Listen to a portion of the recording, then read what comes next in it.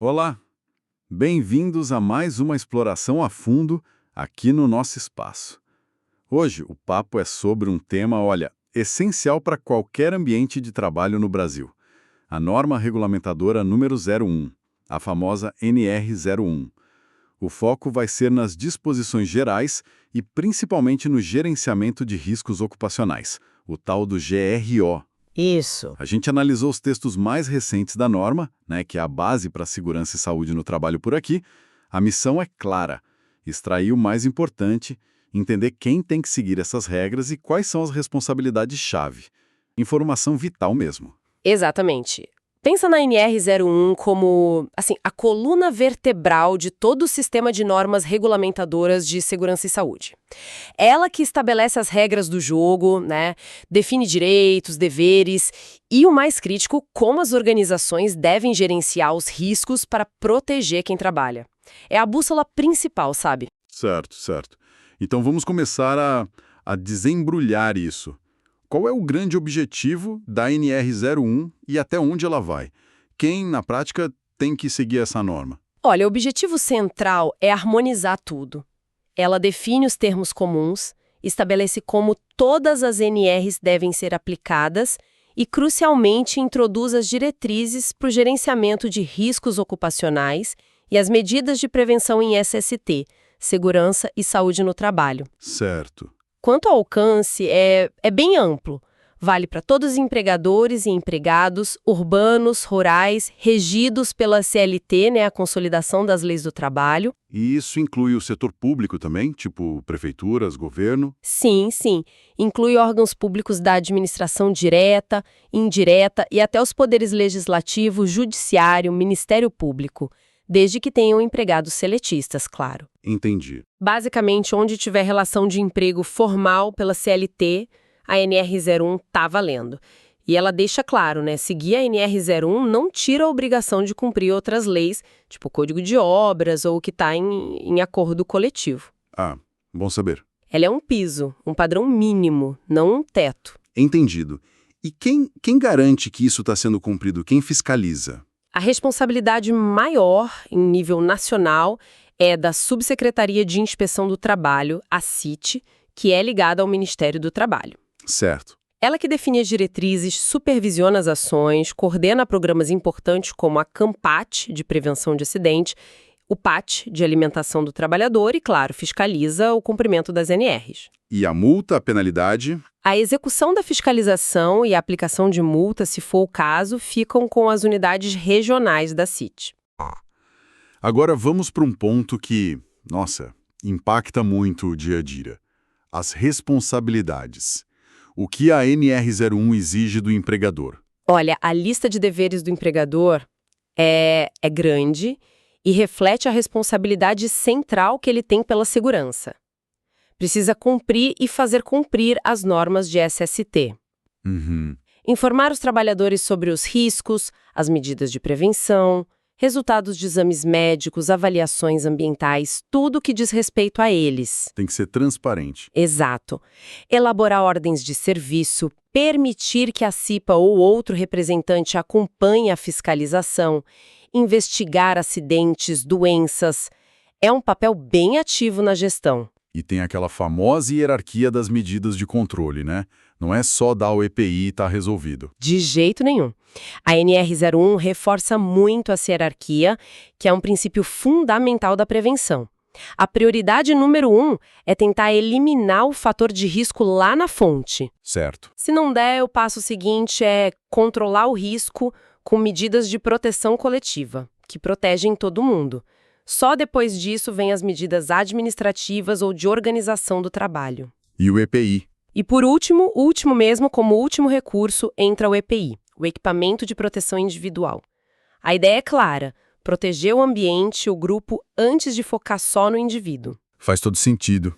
E tem uma novidade importante sobre assédio e violência no trabalho que entrou mais recente, certo? Sim, essa foi uma adição bem relevante. Empresas que têm CIPA, a Comissão Interna de Prevenção de Acidentes e de Assédio agora, né? Isso. Precisam ir além. Tem que incluir regras claras de conduta contra assédio sexual e outras violências nas suas normas internas e divulgar isso bem. E como fica a questão da denúncia? Precisam criar canais seguros que garantam o anonimato para receber denúncias, com procedimentos para investigar e aplicar sanções. E mais, fazer treinamentos todo ano sobre esses temas, violência, assédio, igualdade, diversidade, para todo mundo na empresa, de cima a baixo. Nossa, bem completo. É um passo importante para a saúde mental e para um ambiente mais respeitoso. Com certeza. E o lado do trabalhador? Quais são os deveres dele nessa história? O trabalhador também tem sua parte, claro.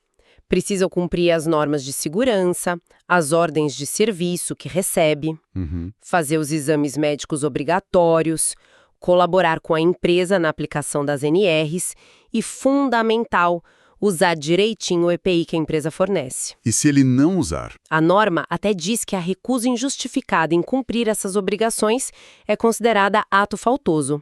É uma via de mão dupla, né? Mas o trabalhador não tem só deveres. Ele também ganhou um poder importante com o direito de recusa, não é? Exatamente. E esse é um direito, olha, crucial. Se um trabalhador identificar uma situação que ele acha, com razão, que representa um risco grave e iminente para a vida ou saúde dele, Sim. ele pode interromper as atividades. A condição é avisar imediatamente o chefe dele. E a empresa não pode forçar a volta. Não pode. O empregador não pode exigir que ele volte enquanto o risco não for corrigido, e o trabalhador tem que ser protegido contra qualquer punição por ter exercido esse direito. Teve até uma atualização recente reforçando isso. Importante. É um mecanismo forte para autopreservação e para alertar sobre perigos na hora. Faz sentido. E a informação continua sendo chave. Ao começar ou mudar de função, o trabalhador precisa saber onde está pisando. Com certeza. A NR 01 exige isso. Na admissão ou quando muda de função, tem que informar o trabalhador sobre os riscos daquela atividade, os meios de prevenção que a empresa usa, as medidas adotadas e o que fazer em emergência. E como essa informação chega? Pode ser em treinamento formal ou até num diálogo de segurança, aqueles DDS. O importante é que a informação chegue, que ele esteja ciente. Ok. Entendemos as bases, as responsabilidades. Agora vamos mergulhar no coração da gestão de SST que a NR01 traz. O Gerenciamento de Riscos Ocupacionais, o GRO. O que é isso na prática? Então, o GRO é a abordagem sistemática que toda organização precisa ter para identificar, avaliar e controlar os riscos no trabalho. Pensa nele como um processo contínuo de gestão, sabe? Um ciclo. Isso. E na prática, ele se materializa principalmente no PGR, o Programa de Gerenciamento de Riscos, que é o documento do GRO. Agora, um ponto fundamental: GRO e PGR são para prevenir acidente e doença. Aquela coisa de caracterizar a insalubridade ou periculosidade para pagar adicional, isso continua sendo lá nas NRs 15 e 16. Boa distinção. E como funciona esse processo? Quem é o responsável por isso na empresa? A responsabilidade pela implementação é da organização, da empresa. Geralmente é por estabelecimento, mas pode ser adaptado por unidade, setor. Certo. E o processo segue uma lógica. Primeiro, tenta evitar o risco. Não deu. Identifica os perigos e as possíveis lesões. Depois, avalia esses riscos, dá um nível para eles. Com base nisso, classifica para saber o que é prioridade. Aí sim, implementa as medidas de prevenção, sempre naquela hierarquia que a gente falou. Eliminar, proteger coletivo, administrativo, EPI. E, por fim, acompanha o controle. Vê se está funcionando e busca melhorar sempre. E olha, é importante, a norma manda considerar as condições de trabalho, de ergonomia, da NR17 em tudo isso. E tem um ponto que eu acho muito interessante, que é a exigência de ouvir os trabalhadores. O GRO prevê consultas sobre a percepção deles dos riscos, a CIPA pode ajudar nisso e também comunicar a eles os riscos e as ações que vão ser tomadas. Reforça a ideia de construção conjunta. Legal isso. Mas como se faz essa avaliação de riscos na prática? Parece meio complexo. Tem seus detalhes. Começa com o levantamento preliminar dos perigos. Isso é feito antes de começar algo novo ou para atividades que já existem ou quando muda alguma coisa importante. Ok. Se nesse levantamento inicial já se vê que o risco não dá para evitar, aí parte para a identificação mais detalhada. Qual é o perigo? Qual a lesão possível? De onde vem? Quem está exposto? Com isso mapeado vem a avaliação. A avaliação tenta dar um tamanho para o risco. Combina a severidade da consequência, seria grave, afetaria muita gente, com a probabilidade daquilo acontecer. Já tem controle, a tarefa exige muito. E como se mede isso? Existem várias ferramentas, métodos. A norma pede que sejam adequados para o risco que você está olhando. Depois de avaliar, os riscos são classificados.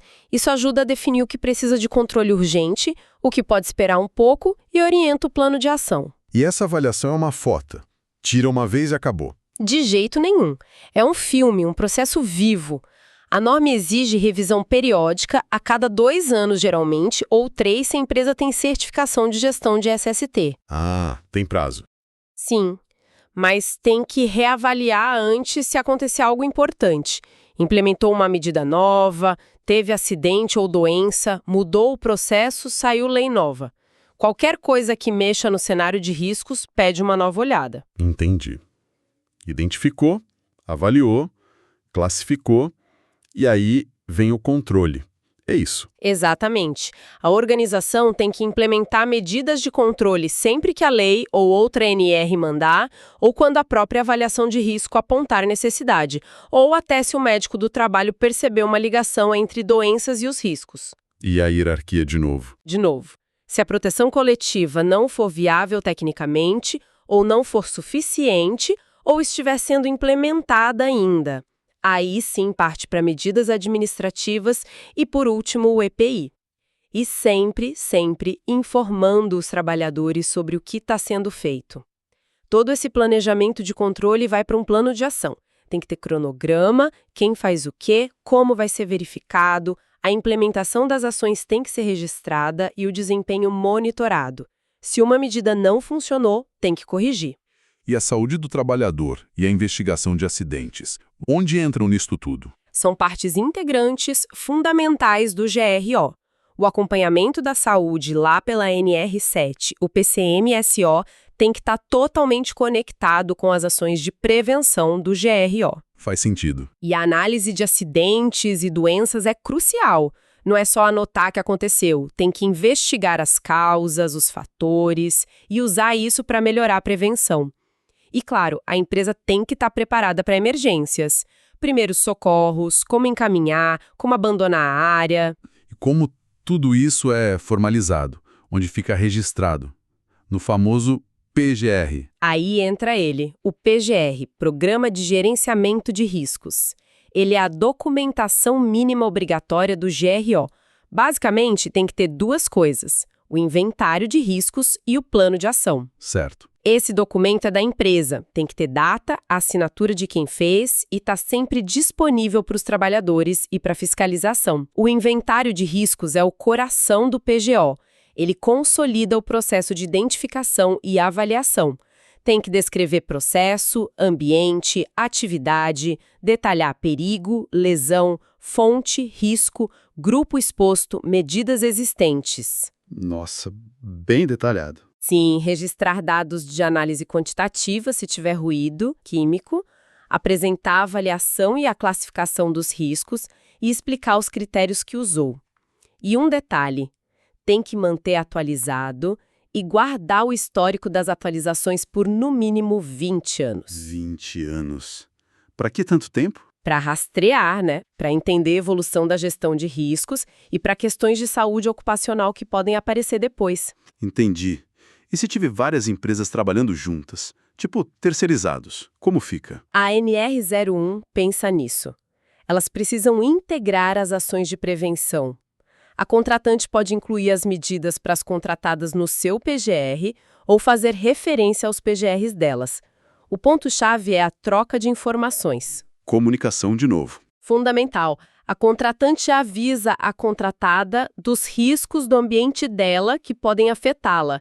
E a contratada entrega para a contratante o inventário de riscos das atividades que ela faz ali. todo mundo precisa saber dos riscos de todo mundo naquele espaço. Falando em comunicação, a era digital também chegou forte na SST, né? Chegou sim, a norma incentiva a digitalização.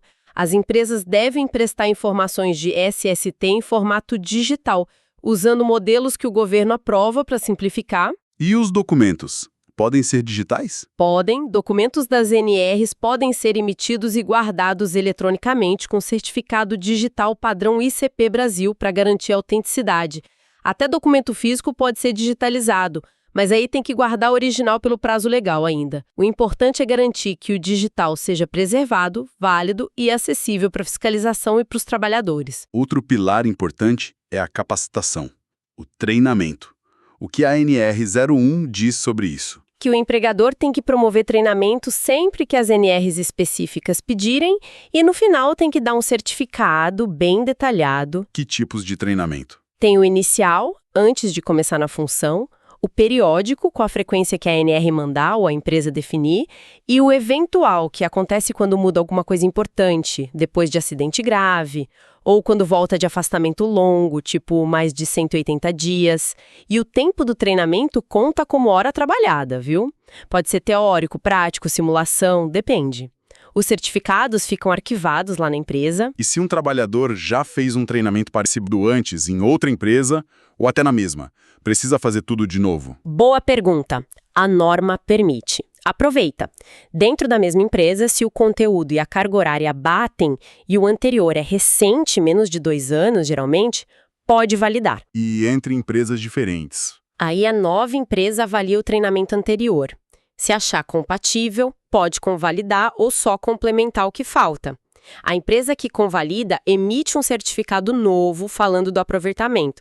Isso é bom, evita fazer a mesma coisa várias vezes sem necessidade. E sobre treinamentos online, o EAD? Tá liberado. Tá liberado sim. Pode ser EAD total ou semipresencial, mas tem regras. Precisa seguir uns requisitos de qualidade, de tecnologia, de pedagogia, que estão num anexo da NR01. Basicamente, tem que ter um projeto pedagógico, garantir interação, ter como tirar dúvida, avaliar se o pessoal aprendeu mesmo. Agora, conteúdo que exige prática presencial, geralmente não pode ser só EAD, a não ser que outra NR permita especificamente. Entendido. Um ponto que sempre gera dúvida. A NR01 trata os pequenos negócios de forma diferente? MEI, microempresa. Trata assim, tem um tratamento diferenciado para simplificar um pouco para eles. O MEI, microempreendedor individual, por exemplo, está dispensado de fazer o PGR. Ah, que bom para eles. Mas atenção, se ele presta serviço dentro de outra empresa, a contratante tem que incluir ele nas ações de prevenção dela, tá? Não é terra de ninguém. E tem fichas de orientação do governo para o MEI. Já as microempresas, ME, e empresas de pequeno porte, EPP, que são de grau de risco 1 ou 2 e não precisam ter CSMT... O Serviço de Segurança e Medicina. Isso. Elas podem usar umas ferramentas de avaliação de risco simplificadas que o governo disponibiliza para fazer o PGR delas. E tem mais. Se no levantamento inicial essas MEs e EPPs virem que não tem exposição a risco físico, químico ou biológico relevante e declararem isso digitalmente, Sim. ficam dispensadas de ter o PGR. Uau, isso simplifica bastante. Simplifica. E tem mais uma camada. Se essas mesmas empresas MEP, grau 1 e 2 também declararem que não tem riscos ergonômicos importantes, ficam dispensadas de fazer o PCMSO, o Programa de Controle Médico. Nossa, mas aí não precisa fazer exame nenhum. Opa, aí que tá o pulo do gato. Muita atenção. Elas não estão dispensadas de fazer os exames médicos periódicos dos trabalhadores e nem de emitir o ASO, o Atestado de Saúde Ocupacional. Ah, entendi. A dispensa é do programa, do papel, não do cuidado com a saúde. Exatamente. A dispensa é do documento PGR e do documento PCMSO, mas a obrigação de fazer os exames e ter o ASO continua firme e forte. E a responsabilidade por declarar que não tem os riscos é toda do empregador. Ufa, bastante detalhe. Cobrimos a estrutura, responsabilidades, o GRO, a papelada, treinamento e até essas regras especiais para os pequenos. Exato. A NR01 realmente estrutura toda a gestão de segurança e saúde no Brasil, ela muda o foco daquela coisa só de reagir depois do acidente, sabe? Para uma abordagem proativa, contínua, centrada no gerenciamento de riscos ocupacionais. Então dá para dizer que ela estabelece uma responsabilidade que é, assim, compartilhada, né? Detalha o que cada empresa e trabalhador precisa fazer e traz ferramentas importantes como o direito de recusa e essa atenção nova ao assédio e violência. Perfeito. E o GRO, com esse ciclo de identificar, avaliar, controlar, monitorar, é a grande aposta para tornar a prevenção mais sistemática. Exatamente. E a gente viu também como ela tenta se adaptar aos novos tempos com a digitalização, o EAD, e como busca equilibrar as exigências com a realidade das micro e pequenas empresas, que é sempre um desafio, né? Pois é. Isso tudo nos leva a uma reflexão final, talvez. Sem dúvida.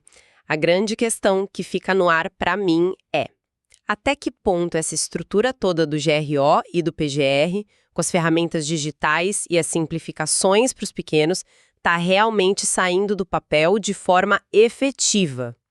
Será que as empresas e a gente como sociedade estamos conseguindo ir além daquela mera conformidade burocrática do fiz o papel para fiscalização ver? Estamos conseguindo construir, de fato, uma cultura de prevenção mais forte nos locais de trabalho? Uma cultura que se reflita na redução real de acidentes e doenças? Boa provocação. Fica essa provocação sobre o impacto real disso tudo no dia a dia, na vida das pessoas que trabalham. Uma excelente reflexão para a gente concluir nossa análise. Esperamos que essa imersão na NR01 tenha sido esclarecedora e útil para quem nos ouve.